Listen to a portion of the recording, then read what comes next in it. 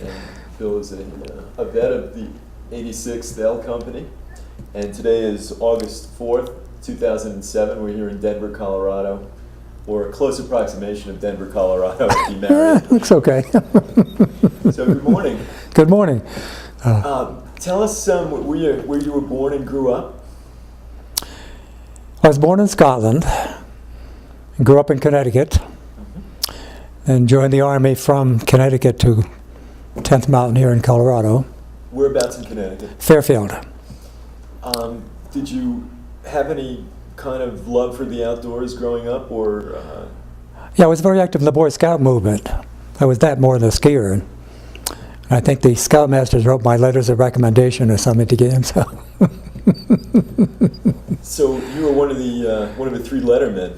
Well, I guess so. Yes. Anything particular about growing up, or how did you hear about the ski troops? There were articles in the, I think, New York Daily News written by Hal Burton or somebody that promoted the division and the idea of joining this. And I gave an address to write to and whatnot, and that's pretty much where I heard about it. So you got your 3 letters. I did, yes I did. And had you finished school at that point? Only high school, graduated in 41, June 41. And I had tried to join the Canadian Air Force in 42, but because I was not a citizen I was not a citizen, and I guess they said, you know, your country's going to be calling you to join the U.S. Army, so we can't take you in Canada. So I came back down and got in the 10th Mountain. What was it that motivated you to want to join up, even to the point of going to Canada to fight in the Air Force?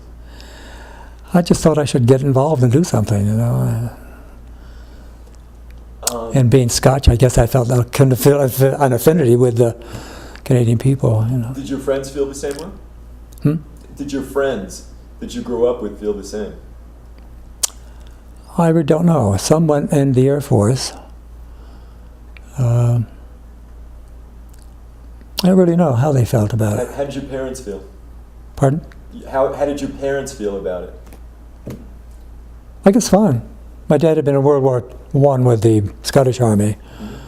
So yeah, he was willing. Yeah. Supportive. So off you went with your 3 letters.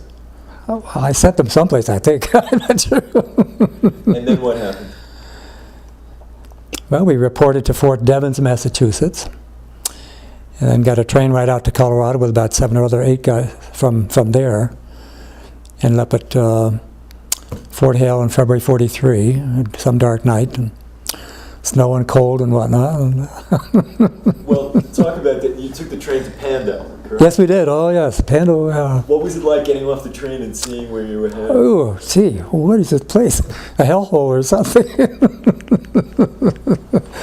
Anybody pick you up at the station? I guess somebody must have. I don't, because we didn't walk to the barracks. I know. Any problem with the altitude? This Pando hack stuff we had for a while. You know, a lot of people had that. And talk about that a little bit. I guess it was caused by all the smoke in the valley from the burning of the soft coal, and all the trains rushing up the pass, the Tennessee Pass, burning their coal also. And there was a constant sort of black pall hanging over the valley most of the time, and apparently it affected a lot of people's breathing. You know. But you were okay. Oh yeah. So you get off the train. You're assigned to your barracks. Now, did you get assigned to 86 L right away? No, 86B is where I first went with Sergeant Ed Thiveridge. I spent time there until they formed the 90th Regiment, which came into Camp Hale. So I went down to C Company there for a little while, and then when they left, I sent back to L. So whatever that was, I'm not sure. So you did your basic training at Devon in Massachusetts? No. Camp Hale. Camp Hale. What was it like doing basic at Hale in the winter? A challenge, I guess. I don't know. All the basic stuff, marching and right-hand drill and rifle stuff and whatnot, yeah. Well, coming from Connecticut, had you ever been out west? No. What were your impressions of Colorado? was very impressed with the mountains and the snow and whatnot. Because in Connecticut, the hills are maybe a couple 100 feet high, and there's a little bit of snow now and then, but nothing like Colorado, nothing. Very impressive countryside, yeah, loved it. What was the basic like? What was daily life at Camp Hale like? Get up early, go out for reveille and physical training and stuff like that, and then marching orders to go marching someplace or drill someplace, and sometimes rock climbing, sometimes a rifle range, sometimes other things, Did you get to go over to Cooper Hill? Oh yes, yeah. I guess that's where I learned to ski, basically, probably, What was the rope tow at Cooper Hill like? Rope tow. I don't know, we had a T-bar or something. T-bar, okay. T-bar, I think, yeah. And the rule was don't sit down, just lean back against it. A lot of guys had trouble not following that rule, I think. Do you remember who your instructors were at Cooper? Not offhand, no. Not offhand. But we had some famous skiers in our company, not Litchfield, but I think Charlie McLean was one, and Bob Allen maybe was one. Did you ski with Ralph Brommigan at all? Who? Ralph Brommigan. I don't think so. I'm not sure. So that's kind of fuzzy, kind of. Sure. Anything particular, any stories in particular about the training portion prior to D-Series around the Hale area? I remember one moonlight night we were going up in the mountains someplace, and we could look across the valley and see Holy Cross, a beautiful moonlight night. I said, gee, that's a gorgeous, gorgeous sight. Deep snow and cold and whatnot. And uphill and deep snow and whatnot, but pretty exciting. Just a wonderful night. Wonderful night. Mm-hmm. Bob Maservi once said to me that I thought I was going to join the ski troops and it would be glamorous, but what it turned out to be was the infantry with a heavier pack in the cold. Well, that's probably true. I mean, what was the attitude of the troopers? Was it everything you expected? Yes, it was. Yeah, I was very, very pleased, very pleased. A lot of good guys, that's the basic thing, I think. A lot of good people. Yeah. Did you get to Aspen at all? Not during the war, no. Well, where would you go for R&R? I think we came to Denver a few times. Sometimes I just stayed at Camp Hale for the weekend. And I guess I wasn't a big social guy, I guess, at that time. It was kind of, from a small town, I was kind of quiet and shy, I guess, even, and so I didn't do those wild things in Denver. Now, you were one of the younger guys. Yeah, I was probably maybe 18, 19. Probably 19. Okay. So, what was the feeling during training in terms of wanting to get into the war?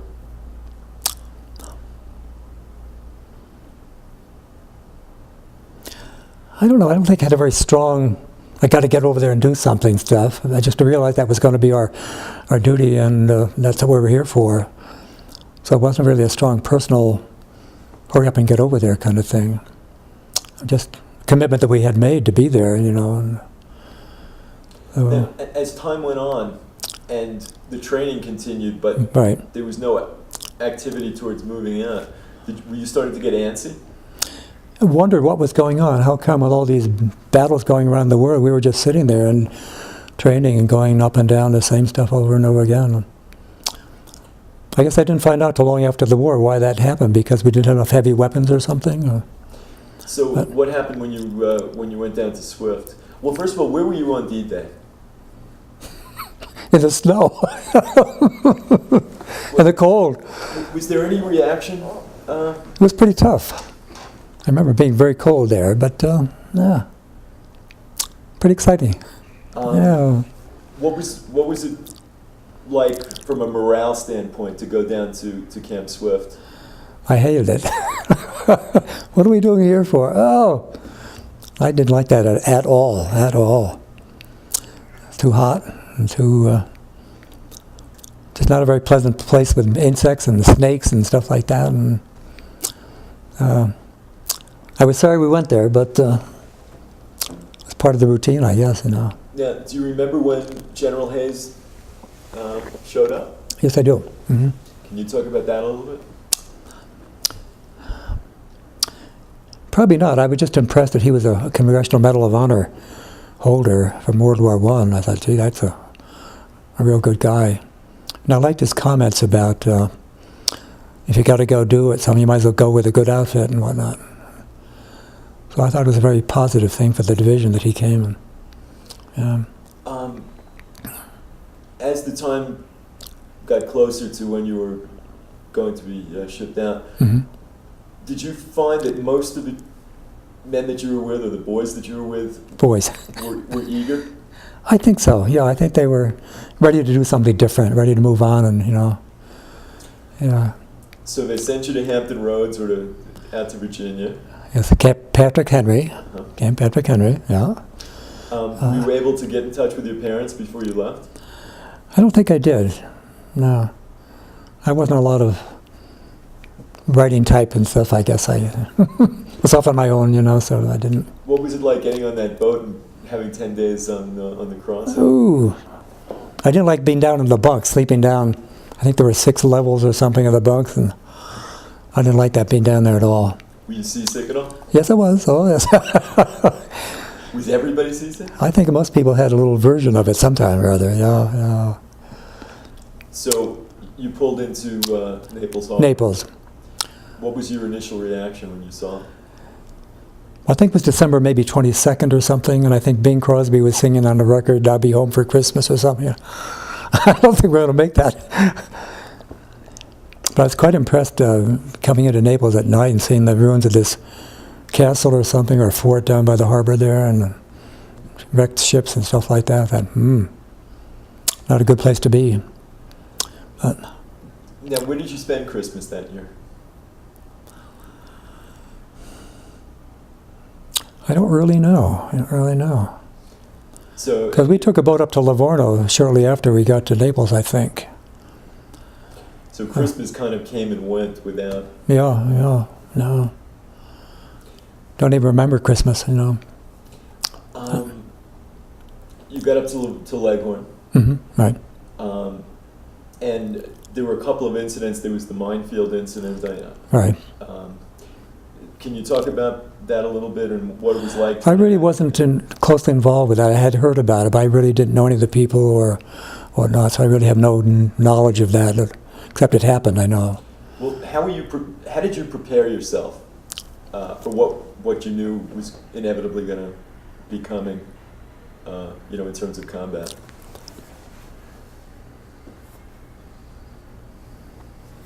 I don't remember making any kind of special preparation. I think just all the training we had, we just sort of had absorbed and it became part of our way of life, I guess, Was there anxiety, or was it? Anxiety, yeah, a little bit of nervousness, a little bit of anticipation of what's going to happen, where we're going to go, and things of that sort. So, because you don't always know what's going on. They don't always tell you everything that's going to happen. now, what was your role in 86L? I was a staff sergeant of a rifle squad leader. Were you concerned about leadership in combat? Or your own ability to Yeah, I guess I wasn't really, up to that point, I never really had been much of a leader. I was kind of a solo individual kind of thing, I guess, But did you think about how you would motivate others? Were you a I'll go first guy, or were you taught otherwise? I guess I thought I should probably be a leader, In fact, I guess the first day of battle I did kind of do that. I tried to do that. Well, let's talk about.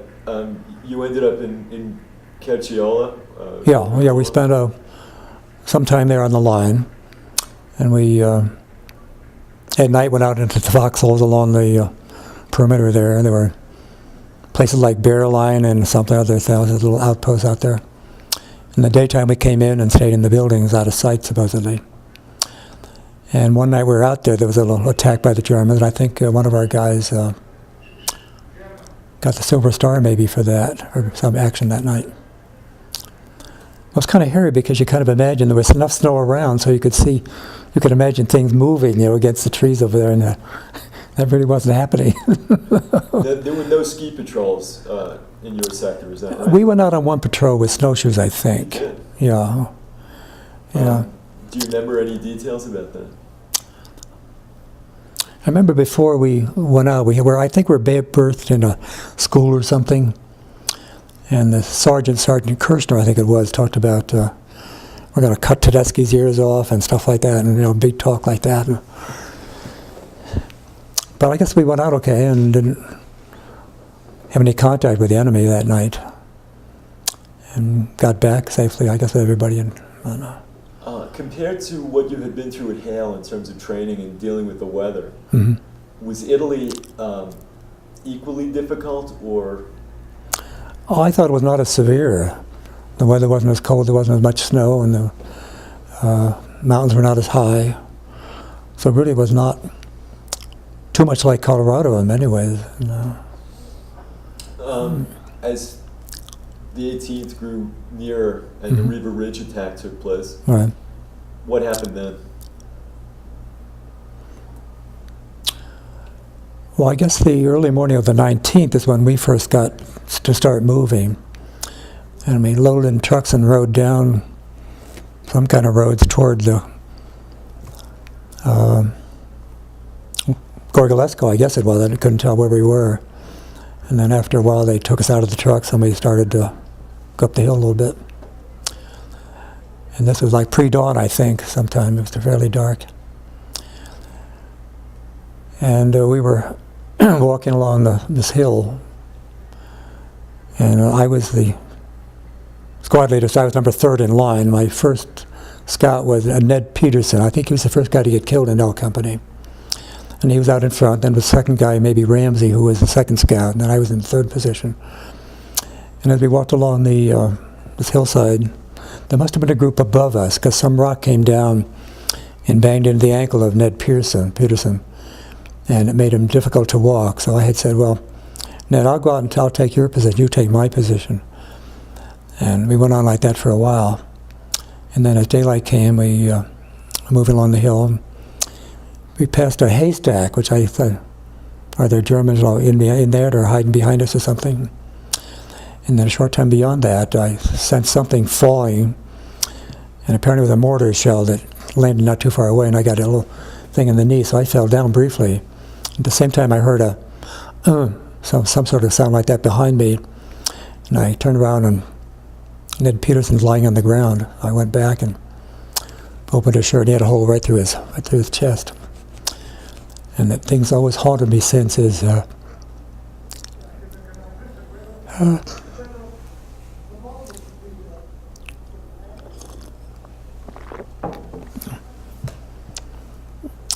didn't think about it at the time, but after I started to wonder, was he killed because he was in my position?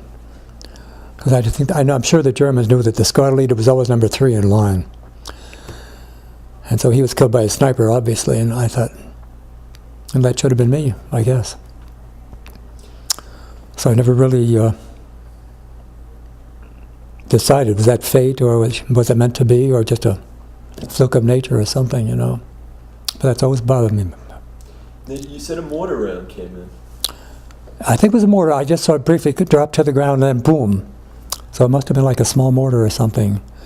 Could he have been hit by a mortar fragment instead? Yeah, that's what got me, the mortar fragment. Yeah. So that I fell down at the same time. I guess he was shot. I don't know. And the strange thing is, after we had looked at him and found he was dead, I took out my parka.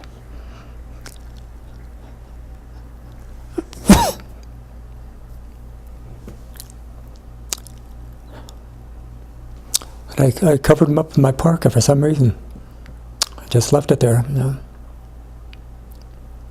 then after the war, I tried to find some of his relatives in Idaho, where he came from, and I never did that. I know we had a family, I think. Now, did you come through training with him? No, I didn't know him until I got to L Company, and But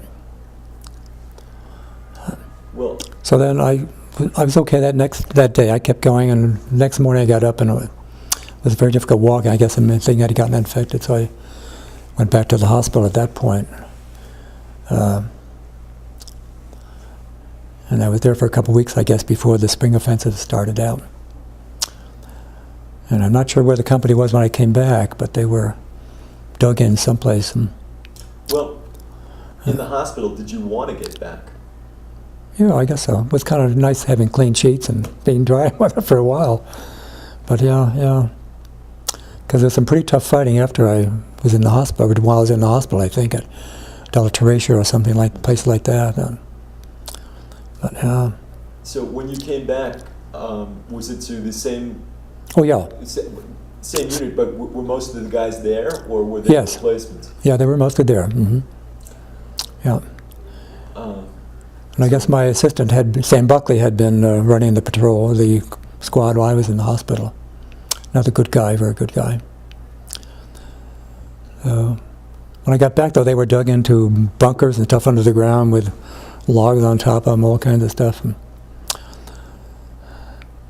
then I'm not sure where we were at that point. I never did find out where we were at that point, but one of the strange things that I found happening during the war is that in the infantry you tend to spend a lot of time keeping your head down so you don't get shot. And yet every time a guy in my squad got hit, I kind of instinctively went to him. In fact, one time I got in real trouble because the guy, I guess, was badly wounded, and he grabbed hold of my leg and said, "Help me, help me, help me." And this is on an exposed field. There was a German tank over there firing 88s or something. So I stopped and I put salt on his wound and put a bandage on or something and left him. And then we got across this open field and I got yelled at by the lieutenant because I had stopped and jeopardized the lives of all these other guys. But I couldn't leave them. Did you have a medic attached to your company? Yeah. But I guess I should have been a medic, probably, But that,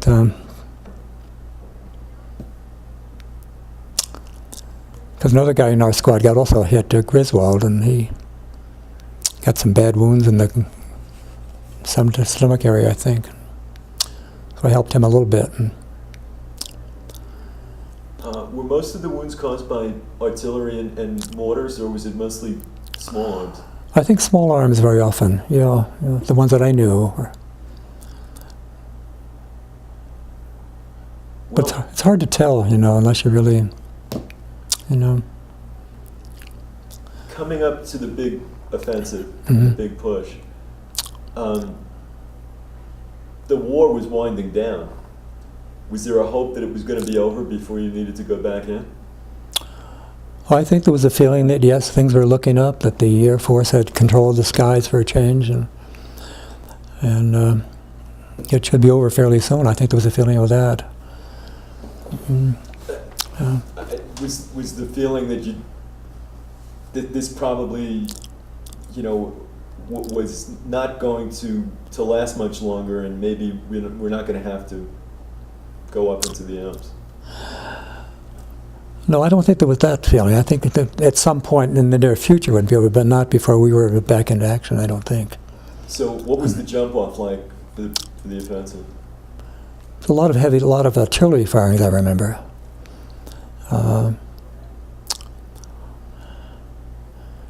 And then I remember walking through valleys and things, and remember going through one valley reciting "The Lord is my shepherd, I shall not want." And there were lots of little German tripwires and things of that sort. And I remember one place there was a tank right across the hedgerow, and I momentarily had the vision of, well, I should be a hero and jump up and jump across the hedgerow, but I didn't do that. Now, So you got down into the Po Valley. yeah, we got to the valley. I guess we rode tanks briefly for a while into Verona, and then I think we had to get out because some other division was supposed to have the honor of liberating it or something. So we camped outside on a... Now, were you getting any sleep at all during this period while you're in combat? Oh yeah, I think you naturally had to sleep standing up or crouched under or something, but yeah. Fitful sleep, fitful, So you were going on adrenaline purely? I guess some of that. Yeah. You had to go. You didn't have no choice. You can't sit around and wait.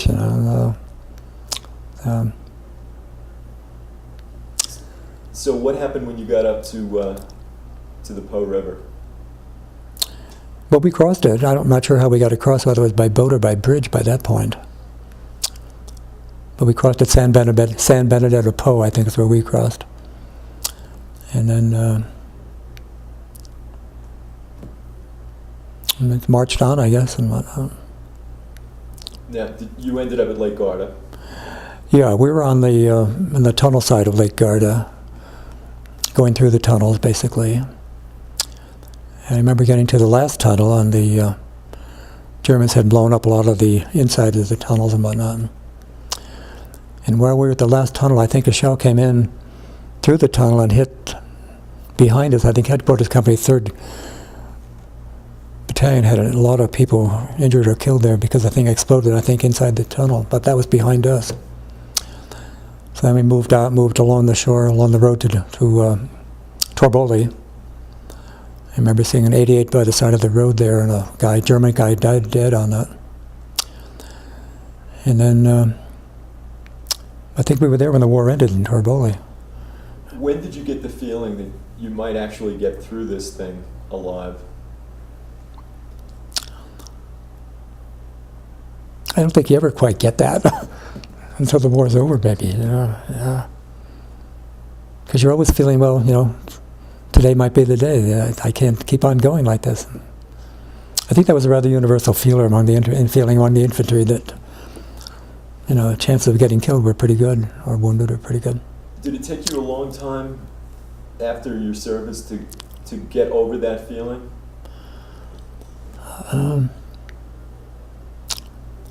I don't think so. But it was just good to get back home and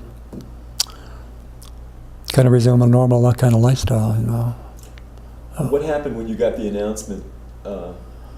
First, when Colonel Darby was killed, was there any discussion in the ranks about that? I don't think so, because he had not been with us very long. He was kind of a very last-minute replacement. Mm-hmm. How did you get the word that the war in Italy at least was over, and then VE Day? I don't remember. Somebody must have announced it or something.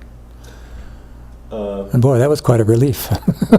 Wow. A lot of celebrating? Oh, yes, indeed. Yes, indeed. Yeah. Any stories about that? No. Just a happy day for a lot of people. So what happened immediately after the end of the war in Europe? But we had to go to the Yugoslav border for a while and do guard duty, keeping the partisans from encroaching, I guess. We were there for a while. Now, you were on the river there, is that correct? Yeah.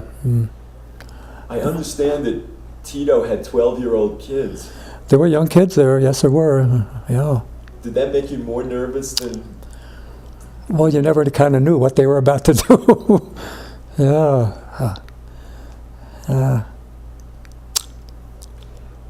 Because you didn't really know what was going on, what they were doing, what we were supposed to be doing, Was there any understanding at all about the importance of keeping socialists out of northern Italy? I don't think that I got much of that. I don't think so. We were just told to be there, so we were there. So, was there a concern about the war in the Pacific? Yes, there was. I'm sure there was. I didn't actually stay with the 10th. I was in the hospital sometime in the summer of '45. And I was in the hospital when they came back to the U.S. I was stationed there, or had to stay in Naples, I guess, for a while. Now, was that still the knee? No, it was an infection of but ulcer on the leg that didn't heal and stuff like that. So I missed coming back with the division, and I missed the last disbanding and stuff like that, you know. So what happened when you got home? Well, Did you go back to school? Did you? yeah, I went to college after that. I went to school. Yeah, yeah. I came back to Denver, University of Denver, after the war. How did the war affect you for the rest of your life? I mean, how has it made a difference in the way you see things? Well, I guess it made me value the friendship of people. I'd usually been quite a loner in my life up to that point. And I realized that being with people you trusted and liked was very important. Do you think your war experience made you a stronger individual, or? Yeah. Kind of showed you could go through a lot of stuff and survive without it, you know. Yeah, it was a good experience overall. Good experience. Well, you talked a little bit about the anxiety of having survived, maybe by a quirk of fate. Has that been a positive for you, or does it haunt you?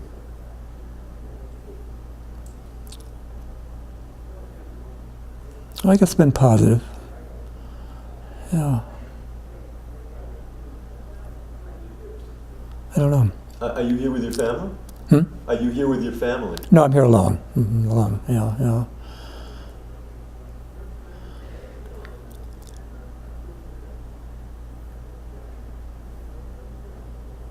But I look back and I was very glad I was involved, and very glad I knew these guys and some of the people I've kept touch with over the years. And I've been active in the association for quite a while. It's a very good outfit to be part of. Very proud to be part of it. And, you know. Do you talk to the kids who are in the 10th now, up at Fort Drum? Yes, I do. Yeah, we get invited up there quite a bit because we're the local chapter. So we get invited to most of their ceremonies, and we take part in some of them. We talk with them quite a bit. I'm very impressed with the young guys in the 10th. Very impressed. When they look to you for advice, or for leadership, or for the benefit of your experience, what do you tell them? I don't tell them much. I just try to compliment them and say, you guys are great. We're very proud of you and all that. I guess I'm not much on giving advice to people. Well, imagine yourself 100 years from now. Ooh, I'll be quite old. Exactly. And somebody's watching this tape. What do you want them to know? I guess that there's some things very worthwhile in life that you have to stand up and fight for and defend and value, and you know, there are a lot of important things you have to stand up for, I guess. And we just happened to be in a war that was I guess sometimes called a good war.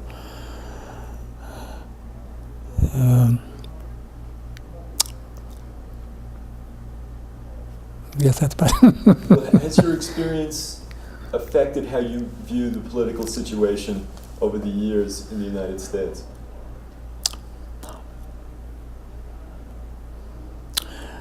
I guess I wish there were more honesty in government. I don't find the government values its citizens very highly in terms of trusting them with knowing what's going on. I see this modern war now. The public doesn't see the war, really. You know, they see soldiers bashing down doorways, and they don't see the dead guys floating in the water or the mangled bodies and stuff like that much. And they really don't know what's going on. And I think that's a mistake. I think in our war, people knew what was going on. I remember seeing pictures of the fighting in the Pacific with dead bodies floating in the Pacific water and people on Iwo Jima lying in the sand. But the American public never sees that stuff nowadays. And I think that's a mistake. Is it well, how do you feel about people of your generation getting involved in, in speaking out on those issues? I think they should. I'm not a good example, I'm afraid of that, but yeah. Yeah.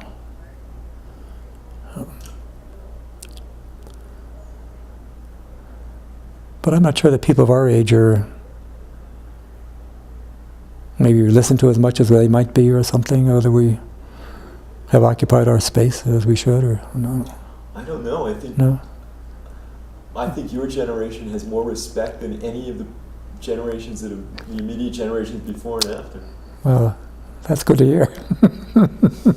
Well, when Tom Brokaw said the greatest generation. Well, yes, oh yes. Nobody objected to that's so that. true, so true. Yeah. Well, yeah. Well, is there anything that we haven't covered that you want to get down on tape? Just, I think I'm very fortunate to have been part of this division. It was a wonderful, wonderful experience, and I just hope the new division carries on our tradition, and our descendants are involved in carrying forth. What do you hope the role of the descendants will be? Well, I hope it's going to be a combination between the 10th Light and the descendants to equally sort of guide where we go from here. I do want them both to be involved.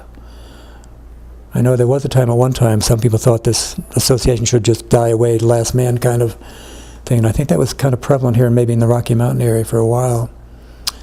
So I was very happy that it was not going to be that. It's going to be a continuation of our association. So I think it's got to be a joint effort with both of them working.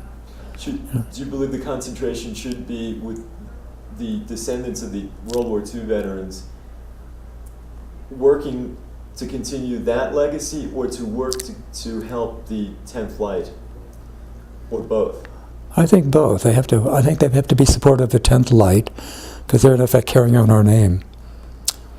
So I think they have to be involved in both things. And I hope that's going to be the way it goes.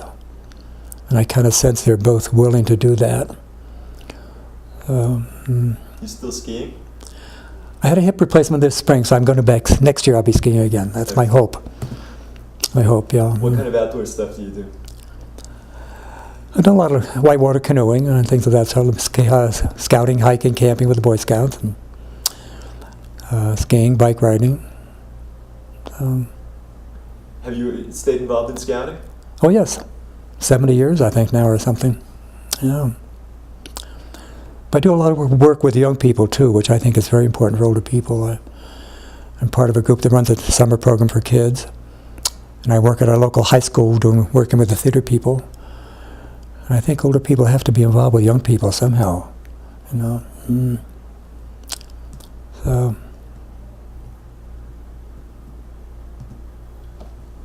not as bad as I thought. Not as painful as I thought. Well, superb. Oh. Superb.